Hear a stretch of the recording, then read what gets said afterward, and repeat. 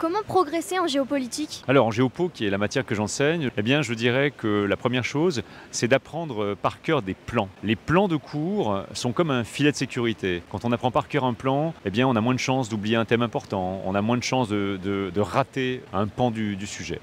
Apprendre des plans et savoir les faire dérouler dans sa tête comme des menus déroulants, comme si on scrollait dans sa tête.